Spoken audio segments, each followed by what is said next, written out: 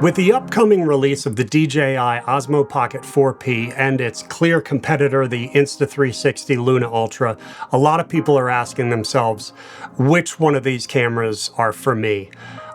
With the absolute game-changing Osmo Pocket 3 in the vlogging space, it's pretty clear why everybody's really excited about these two cameras. But are both of these cameras going after the same marketplace with these new iterations? I'm not so sure.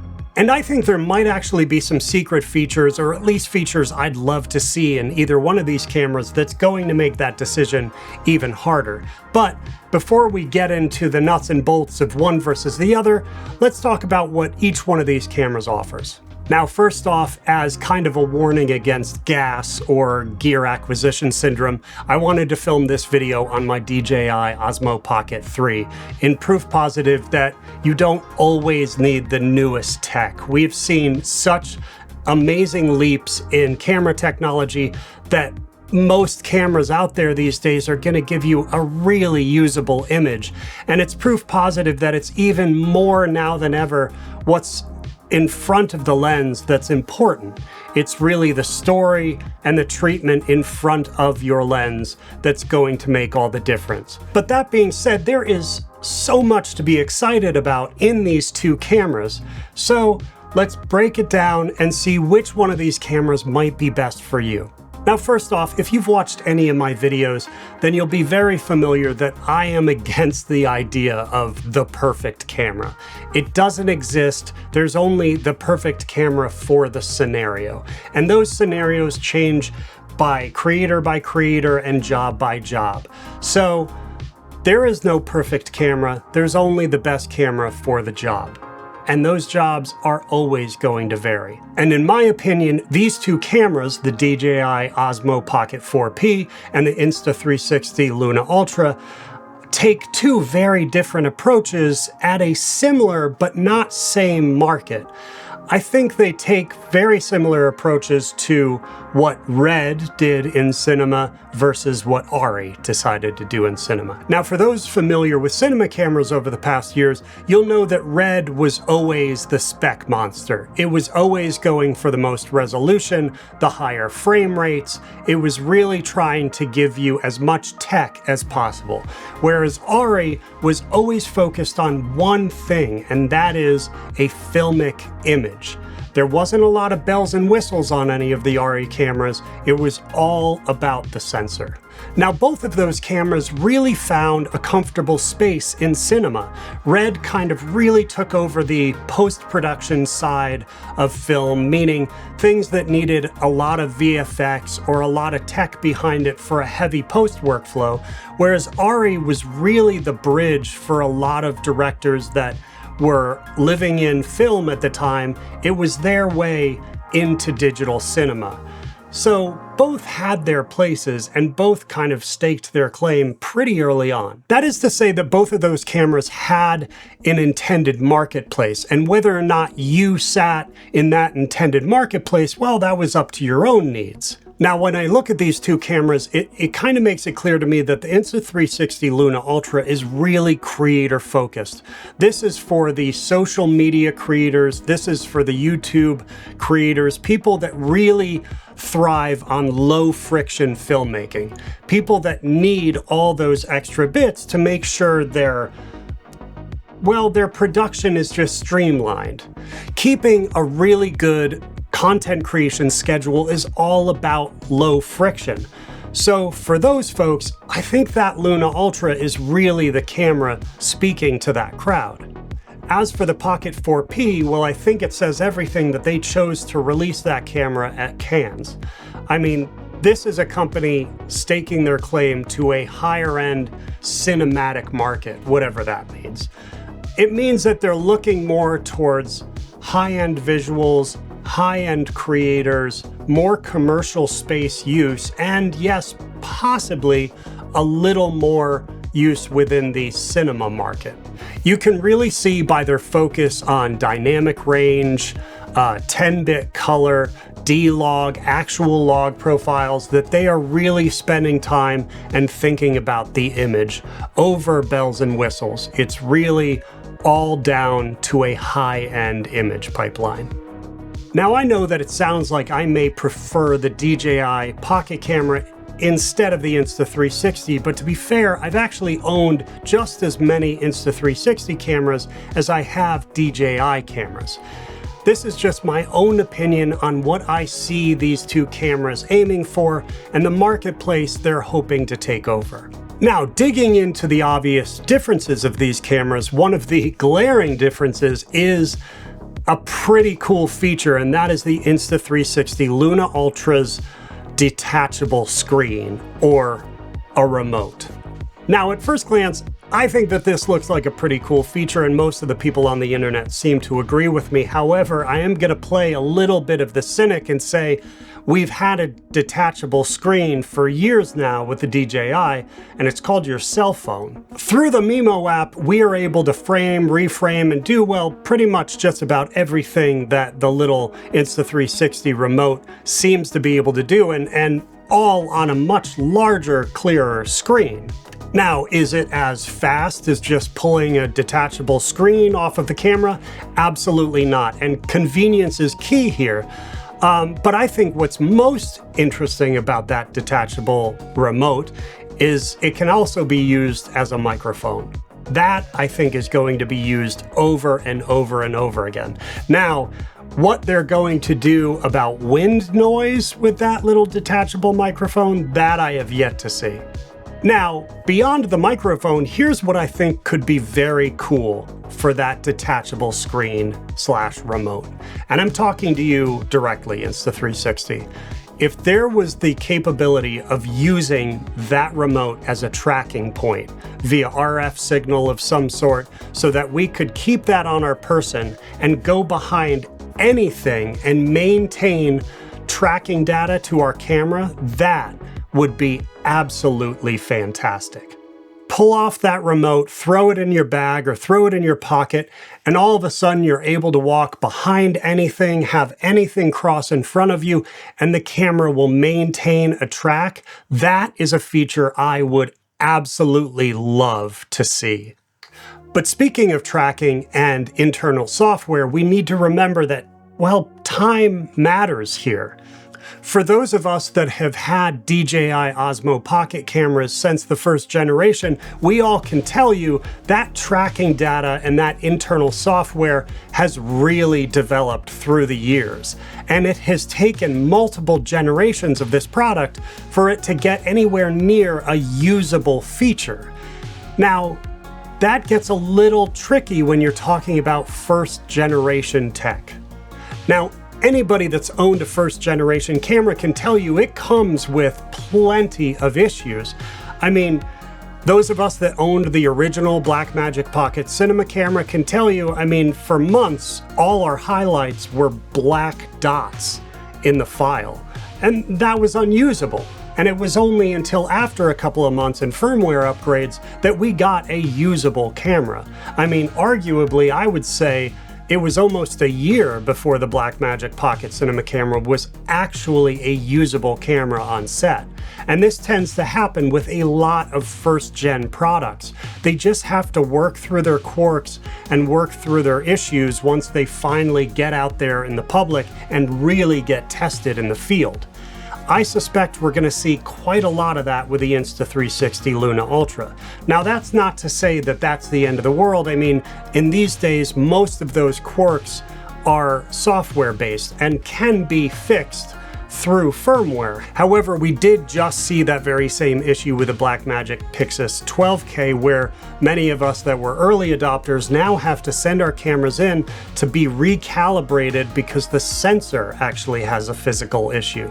Now, that's a lot harder to take care of than a software issue, so I'm hopeful that all of the quirks that are going to come with a first-gen camera, as far as the Insta360 goes, I'm hopeful those quirks are going to be software-based, because sending a whole bunch of hardware back into Insta360 is going to make, well, it's going to be a problem. But with all that being said, I mean, most of the issues that come with first-gen cameras tend to be fixable through firmware, and it's only a matter of time. So I hope that's the case with the Insta360, should any of those issues arise. Now, one of the things I'd love to see, and I've actually heard some whispers on the internet, but this is in no way proven whatsoever, but it kind of makes sense, is that the Insta360 might come available with a detachable gimbal head. Now, again, there's nothing out there that proves that that's the case yet, but it would actually make sense, seeing that Insta360 has multiple times in the past made modular cameras. And seeing that they have a screen that already detaches, I could see them going the extra mile and creating a fully modular gimbal camera. I mean, if we could just detach the gimbal entirely, there would be a million use case scenarios that would be absolutely fantastic to have a detachable gimbal head. Now, do I think that's actually the case? No. I think it would be a really cool feature if we were able to pull it off, and maybe down the road with Insta360's interest in modular cameras, that's something they can pull off, but it'd be a great thing to have, you know, eventually. Now, as far as things that I'm excited for or hopeful for in the Pocket 4P, I noticed early on that the front of the lens assembly looked detachable, meaning that it looked like we were going to put on locking ND filtration, or whatever filters you want to put on the lens, meaning that we no longer had to rely on magnetic filters, which I have to say I absolutely love that. I have never fully felt secure with a magnetic filter, especially if you're running outside of a car, front of a car, or anything like that. I feel like the wind picks it up just enough and that thing could be gone. So being able to actually have a locking front filter, I absolutely love that. And that means that we're definitely going to be able to throw that on the front of a car or on any car rig and not have to worry about our filtration whatsoever. Now, when I saw that removable filter on the Pocket 4P, it immediately made me think of the DJI Mavic 4 Pro. See, it has an extremely similar removable and locking front filtration method. However, on the Mavic 4 Pro, it actually has electronic pass-through, and for the longest time, DJI was going to, or still is going to, maybe, who knows, release an electronic ND for that Mavic 4 Pro. So I wonder, is there possible electronic pass-through on the Osmo Pocket 4P? And if so, did they plan to also try to develop electronic ND for the Pocket 4P? That would be absolutely phenomenal. Now, likely, probably not. This is a very small element, and that would take some pretty outstanding tech to be able to pull off. But again, this is a wish list item. Could be cool. I know they're halfway there already with a locking front filter. That's going to be fantastic, and that's going to take care of a whole bunch of worries for me, because I'm actually rigging my Osmo Pocket 3 on the outside of vehicles all the time for work. And the one thing I worry about all the time is whether or not I'm gonna get a gust at just the right direction to pull my filtration right off. But going back to what we do know about these two cameras, it looks on paper like the Luna Ultra is the camera to get. I mean, specs alone, it outspecs the Osmo Pocket on nearly everything with the exception of internal storage. But I always say, like, be very wary of a spec monster.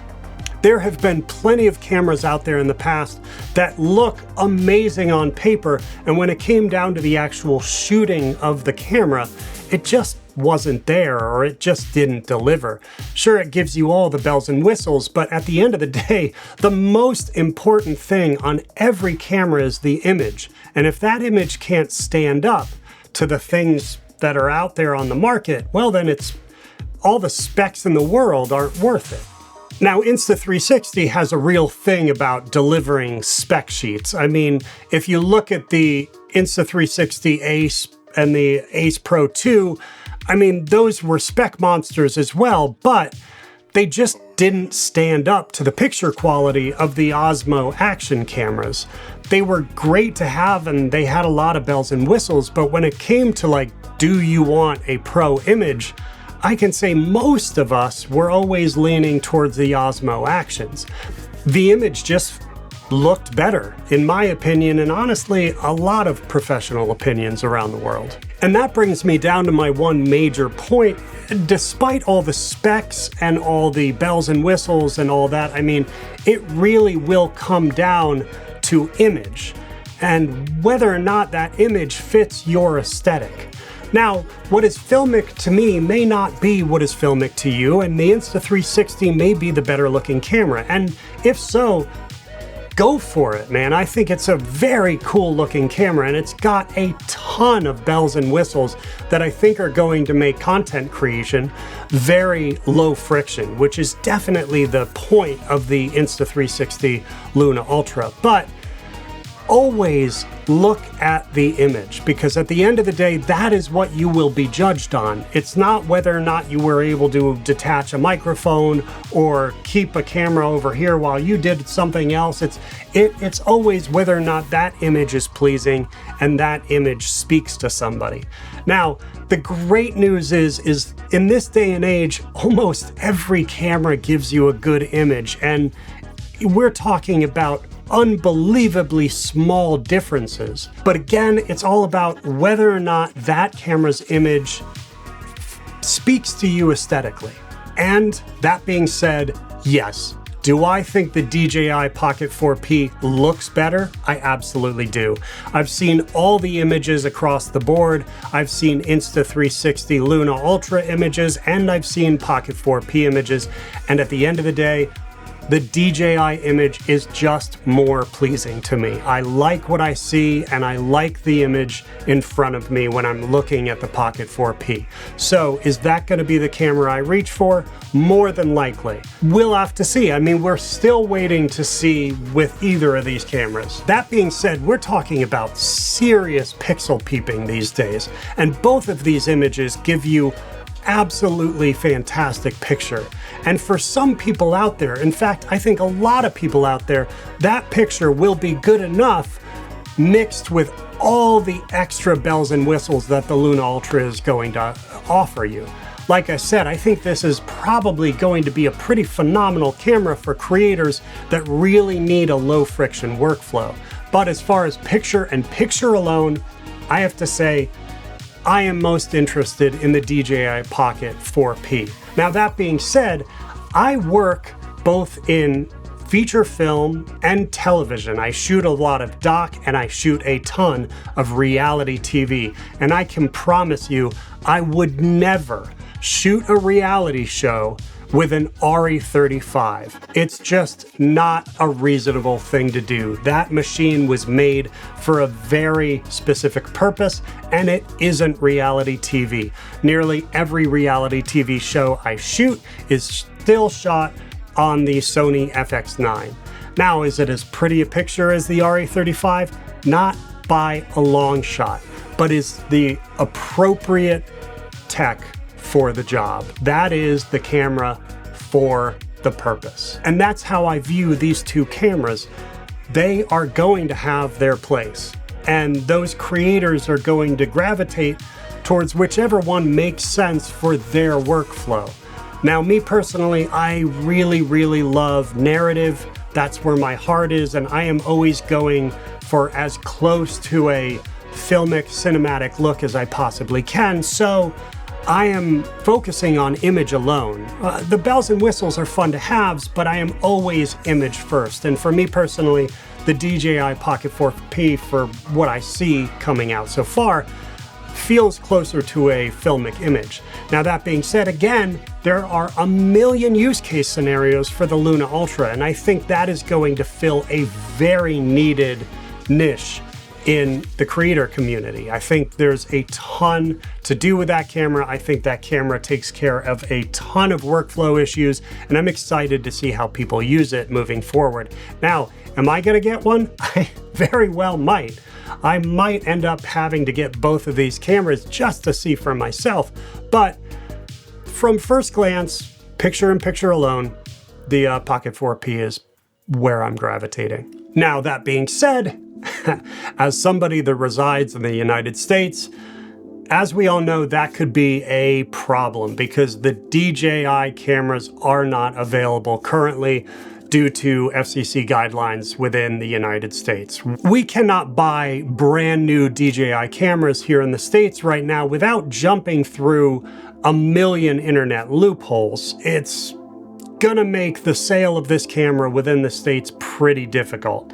But who knows? Neither of these cameras have been released yet, and it's my hope that sooner than later, DJI is able to fight their way through the FCC and make their cameras available in the United States again. But as of right now, that Luna Ultra has a huge step up in that, well, you can actually buy it here. Whereas the DJI cameras, that creates a little bit of a barrier. But really, I'd love to hear your thoughts in the comments. Which one of these cameras are you going to be reaching for and why? Which one of these cameras really speaks to your workflow and what you're looking to do with the camera?